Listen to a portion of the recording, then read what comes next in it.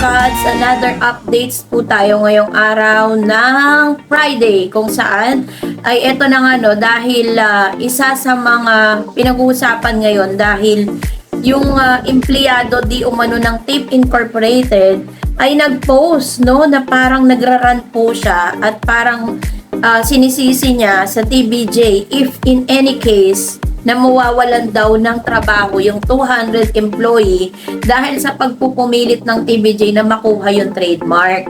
Pero yung post na po na yun ay agarang binura nitong isang empleyado. Para lubos natin maunawaan ang balitang yan, panoorin natin ang updates na ito. Karet ng mahigit kumulang 200 employees ng TIP Incorporated. Bakit na naman? Na-miss ka nila, Mar. Uy, Mar, ito yung chika na akin na naman nasaga. Alam mo naman, di ba, saan-saan tayo nakakarating. At syempre, kapag may nagchichismisan, dapat medyo sumisimple ka ng ganyan. In fairness na nagchika sa'yo dyan sa timog Kaya alam yung nagchika, ay para bang nakakamba ang 200 employees ng ng TIP Incorporated dahil nga doon sa balitang alam mo yun, issue lumalabas na posibleng nga daw na alam mo yun, pag natapos ang kontrata ay tapusin na rin talaga yung mismong alam mo yun na ugnayan ng GMA7 sa TIP Incorporated. So mawawalan sila ng work trabaho. At hindi lang din yan, pare, dahil merong isang empleyado na talagang nga naman na kinote-quote ito empleyado siya ng TIP Incorporated na nagngangalang Myla Joy Duro na kung saan nga siya ay nag-post sa kanyang social media account na kanyang hinaing para doon sa mga taong bumabatikos sa kanila yung regarding no sa shutdown issue. I don't know kung may katotohanan yun, Mare, kasi minsan daw sabi daw kasi parang nagbiro daw yata, I don't know, pero hindi natin kino-confirm dahil ito yung naringgan lang natin na parang minsan parang correct us if we're wrong, na nagbiro si Tito Sen na tungkol sa shutdown.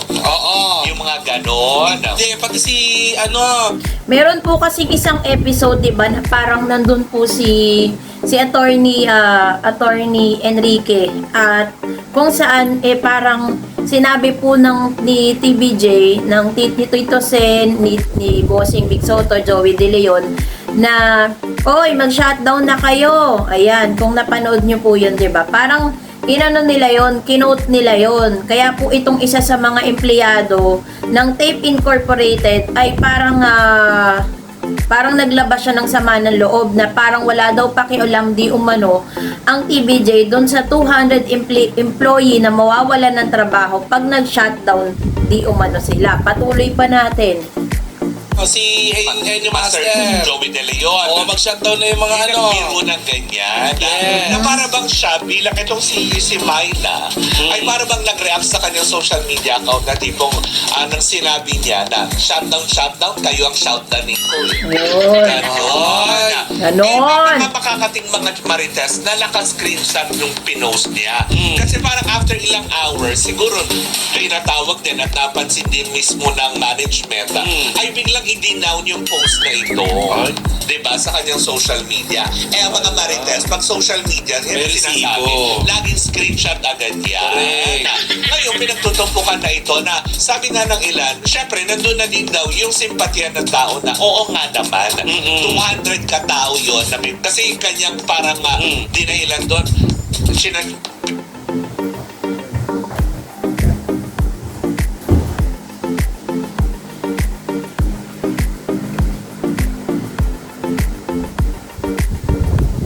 Continue. Dangin nyo na mag-shutdown kami. Yung sa 200 katao na yan, may pamilyang pinakakain. Correct. Yung iba dyan, may mga sakit na, alam mo yun, nagme-maintenance. Yung iba dyan, may mga pinag-aaral. So yun yung kanyang hinaing na naiintindihan natin. Kaya lang itong empleyado na ito ay para bang itinutok niya yung kanyang hinaing sa TVJ na para bang sinisisi nila. Kaya medyo parang sabi ng ilan na tipong hindi naman kayo apektado doon sa gulo eh. Kaya na mention ang Itbulaga or Tahanang Pinakamasaya na ngayon or ang Tape Incorporated dahil nga sa nangyaring gulo sa pagitan nila. Parang sinasabi ng ilan, hindi naman sana kayo din maiipit sa gulo na ito. Kung, alam mo yun, kasi sa loob ng 44 years na yung tatay na halusos ang nagmamanage. Ay, wala Okay naman. nangyaring Tama, 'di ba? Alam mo, gustong-gusto ko tong Energy FM, lalo kapag may mga issue siyang pinag-uusapan. Napaka-accurate. Nung sinabi niya na for 44 years, nung tatay pa nila yung nagmamanage ng Itbulaga, wala naman naging problema. Pero nung umenter na nga po yung Haluso siblings, doon na po nagkaroon ng problema ang TVJ. At syempre, nais din linawin, 'di ba, na parang hindi naman po gusto ng TVJ kahit sino naman na mawalan sila ng trabaho.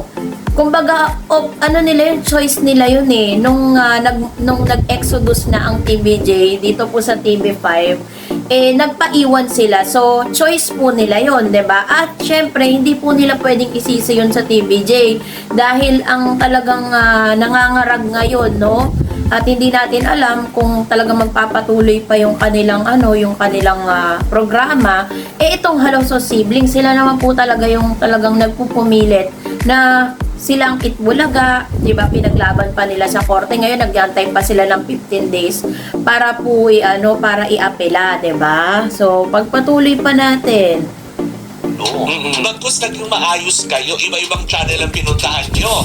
Diba? Ng Itbulaga with Tape Incorporated, na wala naman din nangyaring gulo. Kaya lang, nung pumasok na yung bagong management, doon lang kasi medyo nagkagulo. Ang hinihiling lang pala daw ng TVJ noon ay paabutin lang ng 50 years and that's it.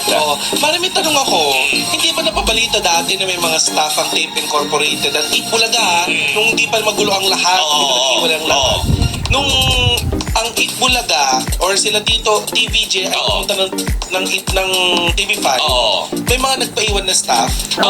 Sila yung mga nagpaiwan. Kasi nagpaiwan na ngayon ay nanganganit na mawalan ng work. Nangangamba na sila dahil nga syempre hindi naman din biro mare. Kahit naman na sino na sabihin mo, walang kasiguruhan, diba, na chuchugihin sila or ano. Syempre ikaw bilang empleyado, alam mo kasi na yung kontrata nyo hanggang 2024 na lang. So wala rin konfirmasyon kung itutuloy ba ito ng GMA7 with you, yung black time. Syempre ako, kahit naman ako bilang empleyado, matatakot ako. Paano yun? Parang araw-araw papasok ako. Kaya na siguro naiintindihan ko din si Myla, bakit siya nakapag-post ng ganon, na bilang empleyado, matatakot ka na everyday, hindi ka na rin makakapag-focus kasi everyday, iisipin mo, kung may trabaho pa ba sila. Alam mo, Mari, kung ako yung nasa nila Myla, dun sa empleyado ngayon ng Tape Incorporated, naramdaman nyo na yan eh. Diba? Nung binibilangan kayo ng Tape Incorporated, kung hanggang kailan lang kayo, kung kailan kayo e-ere. Diba? Kung choice nyo man na magpaiwan dyan,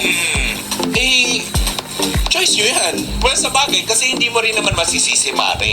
Sa aspeto na gano'n, kasi nga, paglipat ng TVJ sa TV5, syempre ako, kung empleyado man ako dati ng tape, pwede akong sumama, kaya lang nandun yung pagsugal mo eh.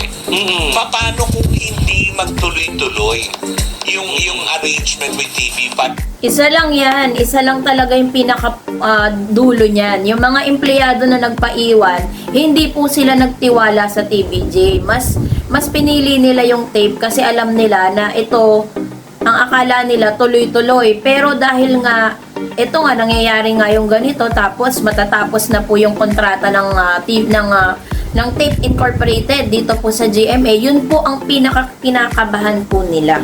So, kayo po, ano po ang saloobin ninyo patungkol sa bagay na ito? Tama ba nasisihin ng 200 employee na ito ang TVJ kung sakaling mawawalan sila ng trabaho? I-comment nyo na po yan sa ating comment section.